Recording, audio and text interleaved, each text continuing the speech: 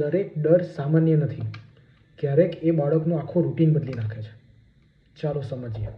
નમસ્કાર, આ છે મારી દીકરી દિત્યા રાજપુરોહિત. એક દિવસ સવારે વંદના કક્ષામાં સ્કૂલમાં એને ઉલટી થઈ અને એના કારણે એના મનમાં ડર અને સંકોચની ભાવના બેસી ગઈ. બીજે દિવસે સવારથી એ સ્કૂલ જતા પહેલા જે રોજ સવારે દૂધ અને નાસ્તો કરતી હતી એ પૂરી રીતે બંધ કરી દીધું. લગભગ 20 દિવસ એવું ચાલ્યું એટલે અમને ચિંતા થઈ. અમે સ્કૂલમાં એમના આચાર્યશ્રીને મળ્યા. આચાર્યશ્રીએ કીધું, દીકરી ચિંતા ના કર, અમે પણ તમારી મમ્મી જ છે ને, તું ઉલટી કરશે તો બિલકુલ તારી ચિંતા નહીં કરવાની. પણ એના મનમાં એ ડર છતાં પણ નહીં ગયો.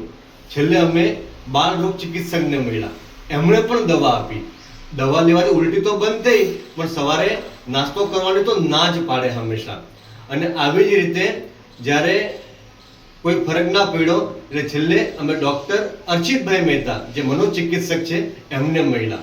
એમણે 3 ટાઈમની દવા આપી અને એ દવામાં એમણે કહ્યું કે ફક્ત આટલી દવા લો.